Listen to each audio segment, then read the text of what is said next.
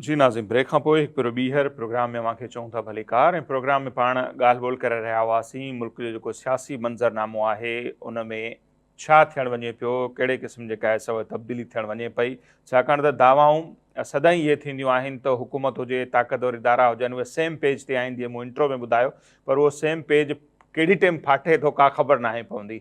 सो हींअर बि जेकॾहिं बज़ाहिर ॾिसूं त शहबाज़ शरीफ़ साहब जेके आहिनि, जॾहिं बि उन्हनि खे मौक़ो मिले थो, जेके उहे ॻाल्हियूं कनि था, उहे ॿुधाईंदा त तारीख़ में कॾहिं ईअं कोन थियो आहे त एतिरा सुठा रिलेशन हुजनि अस्करी इदारनि जा ऐं हुकूमत जा, या वरी ॿिए पासे जेके बयान अचनि पिया उहे बि ॾाढा सुठा आहिनि। पर विच विच में जेके ख़बरूं अचनि पियूं थियूं, जेके हुकूमती इतिहाद में शामिल पार्टियूं आहिनि उहे, या हुकूमती धुर सां तालुक़ु रखंदड़ जेके अहम वज़ीर आहिनि, उन्हनि जा वरी जॾहिं बयान ॾिसूं था, ट्वीट ॾिसूं था, त का ख़बर पए थी त न, सूरत हाल ईअं बि नाहे जेका सिर्फ़ु ॿुधाई पवंदी त सभु ठीकु आहे। सो उन समूरे मंज़रनामे खे पाण सम्झण जी कोशिशि कंदासीं। हींअर सीनियर तज्ज़निगार आहिनि माजिद मक़सूद साहब, उहे असां सां वीडियो लिंक ते मौजूदु आहिनि, पाण उन सां ॻाल्हि ॿोल कंदासीं। माजिद मक़सूद साहब, तमामु घणी महिरबानी सर, तव्हां असांखे वक़्तु ॾिनो। कीअं पिया ॾिसो मुल्क जो जेको मंज़रनामो आहे, जीअं मूं इंट्रो में ज़िक्र कयो त दावाऊं भले कुझु बि थियनि, पर वरी कॾहिं कॾहिं चवंदा आहिनि त अहिड़ियूं ख़बरूं बि अची थियूं वञनि।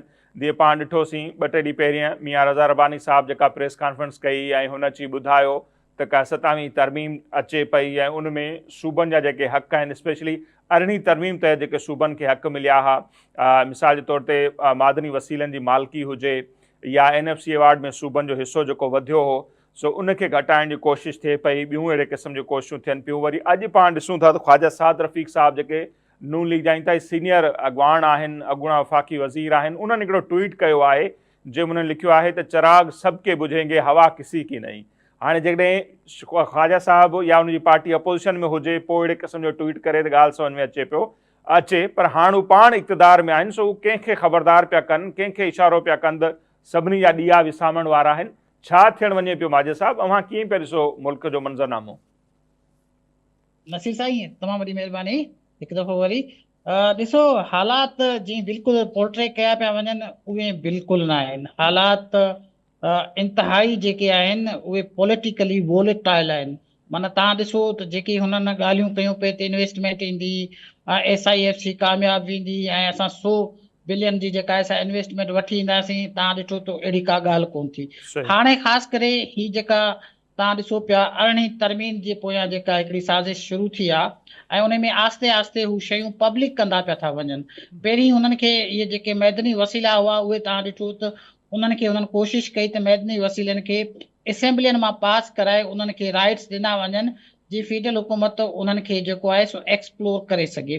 पर उहो तव्हां ॾिठो त उन में जेको बलोचिस्तान असेंबली जेका जंहिंजी आहे, उन्हनि तमामु जल्दी उन्हनि खे राइट्स ॾेई ॾिना, पर KPK में उन्हनि खे तमामु घणी जेका आहे सा मुश्किलात आई ऐं KPK वारनि उन्हनि खे काफ़ी एडिट कयो ऐं उन खां पोइ हुननि बि तस्लीम कयो। सिंध में अञा उहो न आहे आयो शायदि, पर उन खां पोइ वरी बिल तयारु थियण जी हिकिड़ी ख़बर शाया थी हुई हिकिड़ी वॾी अख़बार में त हिते बि मादनी वसीलनि जे हवाले सां बिल तयारु, पर उहो ज़ाहिर आहे को दबाव हो छा हो, पर उहो असेंबली ताईं अञा न अची सघियो, पर तयारु थियो, असेंबली ते अञा कोन थियो आहे। एग्ज़ैक्टली, तव्हांजी ॻाल्हि बिल्कुलु सही आहे, तव्हां सां सहमत हूंदे। हाणे जेके ॻाल्हियूं पियूं थियनि त भई जेको आहे उहो NFC जो जेको अवॉर्ड आहे उन्हनि में तव्हांखे हिकिड़ी सब्सटेंशियल कटौती थींदी। माना ईअं बि न आहे त को 55% आहे त तव्हांखे भला 40% ॾींदासीं, पर हिकिड़ी सब्सटेंशियल जेका आहे सा उहा कटौती, माना 18% दोस्त ॿुधाइनि पिया के चवनि पिया 20% हाणे थींदो, बाक़ी सॼी जेका आहे सा उहा वापसि हली ईंदी। मुंहिंजे ख्याल में इहा पाकिस्तान पीपल्स पार्टी जी हिकिड़ी टेस्ट हूंदी, जेकॾहिं छो त पाकिस्तान पीपल्स पार्टी हमेशह इन खे जेको आहे सो केश कयो आहे, क्रेडिट खयो आहे ऐं घटि में घटि आसिफ अली ज़रदारी जी जेका पॉलिटिकल सॼो जेको कैरियर आहे सदर साहब जो, उन में जेका 18th अमेंडमेंट आहे उन जो हिकिड़ो अहम पिलर आहे, उनजी अहम अचीवमेंट या लैंडमार्क असां चई सघूं था, जेका आसिफ अली ज़रदारी साहब जे खाते में वञे थी। हाणे जेकॾहिं उन खे बि तव्हां जेकॾहिं रिवोक था कयो या इन वे उन जो जेको मेन कंपोनेंट आहे NFC, ऐं जंहिंमें जेको हिकिड़ी कंडीशन मौजूदु आहे त तव्हां सूबनि जा जेके आहिनि उहे राइट्स जेके आहिनि उहे ख़ासि करे जेके NFC आहे उहे पैसा घटाए नथा सघो। ऐं हाणे जेकॾहिं उन खे रिवोक करणु इहा आउं सम्झां थो पीपल्स पार्टी लाइ हिकिड़ी तमामु वॾी नाकामी हूंदी जेकॾहिं ईअं थिए थो। ॿियो तव्हांखे ख़बर आहे इन खां पहिरीं विच में अहिड़े क़िस्म जूं ख़बरूं हलियूं हुयूं, सदर पाकिस्तान खे शायदि लाथो पियो थो वञे। अहिड़े क़िस्म जूं ख़बरूं बि असां ॿुधियूं। पोइ वरी हुकूमतुनि जूं तरदीदूं आयूं त बाबा अहिड़ी का ॻाल्हि न आहे। कल पर हाणे DGISPR बि असां तरदीद कई। हा जी तरदीद कई त बाबा अहिड़े क़िस्म जी जेका आहे सा का ॻाल्हि न आहे। सो आउं सम्झां थो हू जेका फीलर हिकिड़ो छॾनि था त असां हीअं कंदासीं ऐं उनखां पोइ उनखे ख़बर आहे का एॾी मोट सुठी नथी मिले। त पॉलिटिकली हालात नसीर साईं तमामु जेके आहिनि से उहे असांखे सुठा नथा पिया लॻनि। ऐं ईअं कोन थो लॻे त माना स्मूथ सेलिंग आहे हुकूमत जी। ठीकु आहे, हू PTI जा जेके खणी अपोज़िशन लीडर्स ऐं हुकुमरान उहे तव्हां ॾिसो त सभु जा सभु उन्हनि खे खणी तव्हां नाइल बि कयो। उनखां पोइ बि जेका आहे से हालात में स्टेबिलिटी न पई अचे। ठीकु आहे, असां चऊं था त ठीकु आहे PTI जेको आहे सो जेको कुझु गंद कयो आहे उनखे सज़ा मिलणु खपे। पर सज़ा जहिड़े तरीक़े सां ॾिनी पई वञे उन ते बि तमामु वॾा सवाल पिया अचनि त बाबा तव्हां कहिड़े क़िस्म जूं कोर्ट्स जेके आहिनि से जेके तव्हांखे एफिडेविट ॾिना या जेके माण्हू जेके उते मौजूदु हुआ, जेके माना उन इंसिडेंट में मौजूदु हुआ, उहे हिकिड़ो माण्हू एक्विट थिया। 5 बाक़ी जॻहियुनि ते जिन्हनि हिकु ई खून वक़्तु मौजूदु हो ऐं सभिनी जे लाइ बाटा रेट सज़ाऊं ज़ाहिर आहिनि त सवाल त उथनि था। ऐं जन प्रेस कॉन्फ्रेंस कई, जी उन्हनि खे बिल्कुलु माफ़ी आहे, जन न पार्टी खे न छॾियो, उन्हनि खे सज़ाऊं आहिनि, त पोइ सवाल उथंदा त इंसाफ़ पियो थिए या सियासत पई थिए। एग्ज़ैक्टली इहो ई वॾो सवाल आहे न त भई जेकॾहिं हुननि ग़लति कयो आहे त तव्हां कहिड़ियूं इंसाफ़ जूं तक़ाज़ाऊं पूरियूं कयूं आहिनि। हाणे इहे जेके सवाल आहिनि इहे हुकूमत जी ॻिची में आहिनि। ऐं उनखां पोइ ज़ाहिर आहे हींअर जीअं तव्हां साद रफ़ीक जो जेका ॻाल्हि कई, साद रफ़ीक न सिर्फ़ु हींअर पर अक्सर तव्हां उन जा जेकॾहिं ट्वीट्स पढ़ंदो त हुकूमत खां थोरो थोरो हू डिफरेंट ॻाल्हाए थो। हुकूमत जो हिसो न आहे पर यकीनन पीपल्स पार्टी जी मरकज़ी बॉडी में आहे। ऐं उहो बि नाख़ुशी नज़र अचे थो त जेको कुझु थिए पियो ऐं ख़ासि करे उन्हनि जे जेका अपोज़िशन सां जहिड़े क़िस्म जो रोल आहे। तव्हां ॾिठो असां खणी पीपल हुन सां माना एॾो को सहमत नथा थियूं PTI सां, पर हिकिड़ी पाकिस्तानी औरत पाकिस्तानी माउ तव्हां ॾिठो दार साहब जी उनखे कीअं घेलियो वियो इस्लामाबाद में। उनखां सवाइ ॿिया कारकुन हाणे जेके तव्हांजा अपोज़िशन लीडर उन्हनि सभिनी खे डिस्क्वालीफाई करणु इहो हिकिड़ो वॾो सवाल आहे त भई तव्हांजी हुकूमत अॻे मज़बूत हुई, तव्हां हिननि खे डिस्क्वालीफाई करणु छा पिया चाहियो। इन मां लॻे थो हुकूमत टू सम एक्सटेंट किथे न किथे ढिनल आहे ऐं उहे इहे एक्शन त खणे पई। हाणे ॾिसूं अॻिते छा थो थिए। शयूं जेके आहिनि से सफ़ा मुंझल आहिनि, अञा अहिड़े क़िस्म जी का क्लियरिटी नज़र कान थी अचे। पर ईअं ज़रूरु लॻे थो त जेके आहे सा हुकूमत आहे उनखे काफ़ी चैलेंजिस साम्हूं आहिनि, तंहिंजे करे हू अहिड़े क़िस्म जा फ़ैसिला कंदे नज़र थी अचे। बिल्कुलु। अच्छा, जीअं पाण अरिड़हीं तरमीम जो ज़िक्र कयोसीं, रज़ा रब्बानी साहब त अची प्रेस कॉन्फ्रेंस कई ऐं नो डाउट पाकिस्तान पीपल्स पार्टी उनजो वॾो क्रेडिट खणे पई ऐं उन्हनि इहो आंदी। हालांकि 10 ॿियूं पार्टियूं बि हुयूं इहो 2010 में जॾहिं कुझु थियो, पर उनजो फ़ाइदो त चइनी सूबनि खे थिए पियो ऐं तमामु घणो फ़ाइदो असीं जेकॾहिं चऊं त पंजाब खे बि थिए पियो। पाण ॾिसूं पिया आए ॾींहुं का नई ट्राम पई उते हले, ही तरक़ियाती मनसूबो मरियम साहिबा उनजो इफ़्तिताह पई करे, ज़ाहिर आहे पैसा मिलनि पिया तॾहिं बि थिए न। त जेकॾहिं इहो कट लॻे थो त उहो नुक़सानु न रुॻो सिंध ऐं बलूचिस्तान ऐं KP जो थींदो पर पंजाब जो बि थींदो। त पोइ सुवाल इहो आहे त उन ते नून लीग वारा छो नथा ॻाल्हाइनि, या जेकॾहिं इहा नौबत आई तव्हांखे लॻे थो जीअं पीपल्स पार्टी वारा प्रेस कॉन्फ्रेंस कनि था, दाहूं कनि था, त नून लीग वारा बि उनजे आॾो रंडक बणिजंदा, या उहे मूंखे लॻे पियो त उनजी हिमायत कंदा त हा भले सूबनि जो हिसो घटि थिए। नसीर साईं मां बिल्कुलु कोन थो सम्झां त को जेके मुस्लिम लीग नून वारा आहिनि उहो को एतिराज़ कंदा। तव्हां ॾिसंदो जेके बि प्रोजेक्ट ऐं प्रपोज़ल जेके तव्हां ॾिसंदा हूंदो उहे घणो करे फेडरल ई आहिनि। के थोरा घणा प्रोजेक्ट ज़रूरु पंजाब जा आहिनि, उहे फेडरल आहिनि। हू पाण चवनि था त जेका इस्लामाबाद आहे उहा पंजाब जी हिकिड़ी एक्सटेंशन आहे, तंहिंजे करे पंजाब ते कोई फ़र्क़ु कोन पवंदो। हा, बाक़ी इन में कोई शक कोन्हे KP के इन में जी पाकिस्तान पीपल्स पार्टी हिते क्रेडिट खणे थी संध में, ख़ासि करे त जेके ANP वारा दोस्त आहिनि उहे वरी KP में खणनि था त बाबा असां इन ते को बि कंप्रोमाइज़ कोन कंदासीं। ठीकु आहे, बलोचिस्तान में हुननि जी कंप्रोमाइज़ असेंबली आहे, उहा थी सघे थो सभु राइट हुननि खे ॾेई छॾे जीअं मिनरल जा ॾेई छॾिया अथनि। सो उन ते मां कुझु कोन थो चई सघां। त बहरहाल आउं सम्झां थो त KPK में हिकिड़ी आवाज़ ज़रूरु इन जे ख़िलाफ़ उथंदी। एतिरो सवलो 18 अमेंडमेंट खे रिवोक करणु न हूंदो, इहो मुंहिंजो ख़्यालु आहे।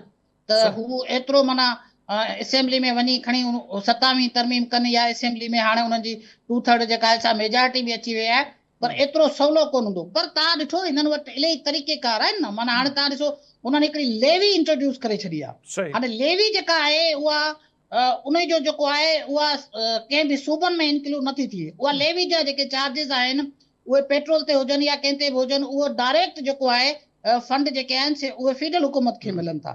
सो तंहिंजे करे हुननि वटि तरीक़ेकार जाम आहिनि। पर हिन वक़्त ताईं जेका हुननि खे वॾे में वॾो चैलेंज आहे उहो NFC जी आहे। ऐं मूंखे इहा ख़बर कोन्हे तूं एतिरो को कट हणंदा। हाणे एॾे वॾे कट जी ॻाल्हि लॻी आहे त माना इन मां लॻे थो त हू NFC खे बिल्कुलु रिवोक करण जे मूड में आहिनि। सो इन में ॾिसूं, मूंखे लॻे थो त KPK इन ते जेको आहे सो राज़ी कोन थींदो। PTI बि ज़ाहिर आहे प्रोटेस्ट में आहे, PTI बि एॾी ख़ुशि न आहे, उनजी जेके तंज़ीम जे हवाले सां तमामु वॾा सवालात आहिनि उहे बि तस्लीम कोन कंदा। पर ज़ाहिर आहे ही हुकूमत जो हिकिड़ो ॾंडो आहे, जेका स्टेट आहे उहा ॾिसूं केतिरो प्रेशर थी करे ऐं जेके आहिनि से उहे स्टेक होल्डर केतिरा राज़ी था थियनि, इहो त कुझु ॾींहंनि में असांखे यकीनन ख़बर पइजी वेंदी। सही। हाणे जीअं मां चयो पिया त नून लीग वारा सपोर्ट करे सघनि था NFC में कट जी, ऐं पीपल्स पार्टी ज़ाहिर आहे लॻे त मुश्किल पियो अॼु ताईं जी तारीख़ ते पाण ॻाल्हायूं पिया फ्यूचर में छा थो थिए। पर जेकॾहिं पीपल्स पार्टी मुखालफ़त करे पई, PTI वारा ऑलरेडी रोडनि ते आहिनि, त इन ॻाल्हि जो केतिरो इम्कान आहे त अहिड़े क़िस्म जे मामलनि ते अॻिते हली पीपल्स पार्टी या PTI जे विच में को इतिहाद थिए, या जीअं तहफ़ुज़ आइन पाकिस्तान हिकिड़ो ऑलरेडी प्लेटफॉर्म आहे, त उन ते ही सभु पार्टियूं हिकिड़े पासे हुजनि ऐं नून लीग ॿिए पासे हुजे, इन जो को इम्कान नज़र अचे पियो? ॾिसो नसीर साहिब, पीपल्स पार्टी जो हिन हुकूमत में तमामु वॾो स्टेक आहे। हू जेके आहिनि उहे सभई जेके कॉन्स्टिट्यूशनल बॉडीज़ आहिनि उन्हनि जा हेड्स आहिनि, उहे पाकिस्तान पीपल्स पार्टी जा आहिनि। पाकिस्तान पीपल्स पार्टी हुकूमत जेकॾहिं छॾे थी त पोइ आउं सम्झां थो इम्कान मौजूदु आहिनि PTI सां छा, पर हू सभिनी अपोज़िशन पार्टी सां पाकिस्तान पीपल्स पार्टी में इहा हिकिड़ी एबिलिटी मौजूदु आहे त सभिनी खे गॾु खणे हली सघनि था। पर जेकॾहिं उन ते कंप्रोमाइज़ कनि था त पोइ कुझु चई नथो सघिजे। जीअं तव्हां चयो त अॼु ॾींहं ताईं हू जेके आहिनि से उन्हनि जी खुली हिमायत कोन पिया कनि। पर जेकॾहिं सुभाणे पाकिस्तान पीपल्स पार्टी स्टैंड वठे थी ऐं अपोज़िशन खे गैलवनाइज़ करे थी ऐं उन्हनि खे रोडनि ते आणे थी, आउं नथो सम्झां त इहो स्टेट एतिरो जल्दी जेको आहे सो 18 तरमीम खे रिवोक करे सघंदे। इहो उन लाइ तमामु घणो ॾुखियो हूंदो। आउं सम्झां त इहो कास्ट ऑफ स्टेट ते हूंदो, एतिरो सवलो कोन थी सघंदो अगरि पाकिस्तान पीपल्स पार्टी इन ते स्टैंड वरितो। ऐं पीपल्स पार्टी जेकॾहिं हक़ीक़ी बिल्कुलु उहिदा उन्हनि वटि आहिनि ई उहिदा, पर हक़ीक़ी अपोज़िशन जो जेकॾहिं किरदारु अदा करे थी त नथा सम्झो त उनजो पीपल्स पार्टी खे फ़ाइदो थी सघे थो। स्पेशली पंजाब में त ॼण हिन मुफ़ाहिमत वारी पॉलिसी सां पार्टी ख़तमु थी चुकी आहे। इहो पीपल्स पार्टी जा पाण अॻवान पिया चवनि। अॻु में इतिज़ाज़ हसन चवंदो, हाणे ताज़ो जेका सियालकोट वारी इलेक्शन थी उनमें नदीम अफ़ज़ल चंद साहिब जेका प्रेस कॉन्फ्रेंस कई, हुन वाज़े चयो त माण्हुनि असांखे रद्द कयो, माण्हुनि असांखे वोट कोन ॾिना, इन जे करे जो असां नून लीग जा इतिहादी आहियूं। सो पीपल्स पार्टी जा सीनियर अॻवान बि ख़ुशि न आहिनि। पोइ इहे सभु ॻाल्हियूं ज़ाहिर मर्कज़ी क़यादत ताईं वेंदियूं हूंदियूं, त छा थो लॻे त इलेक्शन खां अॻु में पीपल्स पार्टी छा वाक़ई हक़ीक़ी अपोज़िशन जो किरदारु अदा करे सघे थी, ऐं करे थी त उन्हनि खे इलेक्शन में या स्पेशली पंजाब में केतिरो फ़ाइदो थी सघे थो? ॾिसो, इन जो तमामु वॾो फ़ाइदो थी सघे थो। पाकिस्तान पीपल्स पार्टी खे अगरि पंजाब में ज़िंदा रहणो आहे त हुनखे नवाज़ लीग जी अपोज़िशन करणी पवंदी, मुखालफ़त करणी पवंदी। इन जो न सिर्फ़ु चंद साहिब इन जो इक़रार कयो आहे, पर इलाही असांजा वर्कर दोस्त आहिनि, उन्हनि सां बि केॾी महिल स्पेस ते असांजी कचहरी थींदी आहे त उहे बि अक्सर चवंदा आहिनि त जेका पाकिस्तान पीपल्स पार्टी खे तमामु वॾो नुक़सानु पियो थिए। छो त तव्हां ॾिसंदा हूंदो हींअर ताईं सदर ज़रदारी साहिब खे उते प्रोटोकॉल बि कोन थो मिले, बल्कि इवन जेका इलेक्शन जी जेका कंपेन थिए थी उहा कंपेन बि करणु कोन था ॾियनि। जेके हू हुननि जे जेके वेलकमिंग जे लाइ जेके बिलबोर्ड्स ऐं वग़ैरह हणंदा आहिनि, जेके पंहिंजा पैम्फलेट वग़ैरह, उन्हनि खे बि हू यकदमि रिमूव करे छॾींदा आहिनि।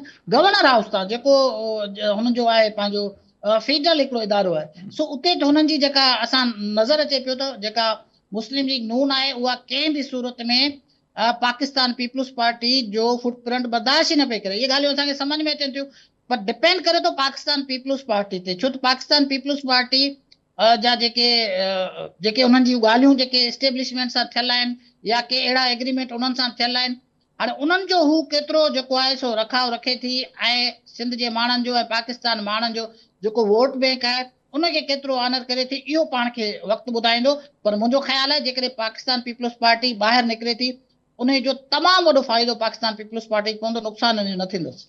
सही।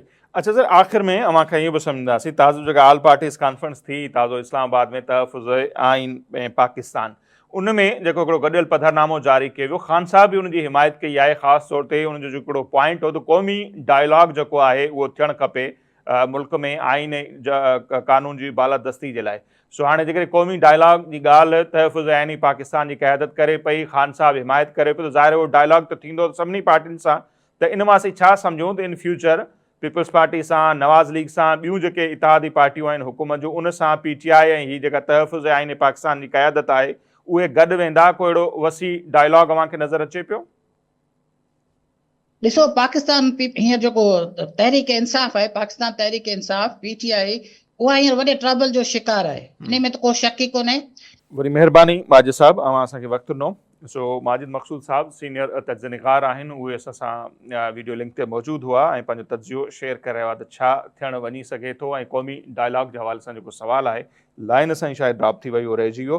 सो उन हवाले सां बि इम्कानु हाणे इहो पैदा थिए पियो तहरीक इंसाफ़ सां जेको कुझु थियो आहे यकीनन उन माण्हुनि जी क़यादत सिखियो हूंदो ऐं हाणे क़यादत करे रहियो आहे मेमून ख़ान अचकज़ई हुजे या जेके मुस्तफ़ा नवाज़ खोखर ऐं ॿिया जेके आहिनि तहफ़ुज़ आहिनि पाकिस्तान जी क़यादत आहे उन में। सो ॾिसूं था त ईंदड़ ॾींहंनि में छा पियो थिए, ॻाल्हियूं थियनि पियूं नथियूं थियनि। ऐं हीअ जेके जंहिं मंज़रनामे ते असां ॻाल्हायोसीं रज़ा रबानी साहिब जी प्रेस कॉन्फ्रेंस, ख़्वाजा साद जा ट्वीट, सो छा थिए पियो ईंदड़ ॾींहंनि में पाण उन ते वधीक तफ़सीली तौर ते ॻाल्हि ॿोल कंदासीं। अॼु जो असांजो हीउ प्रोग्राम हिते पंहिंजी पुॼाणी ते थो पहुचे। असांजी ॾींदा इजाज़त, अलाह निगहबान।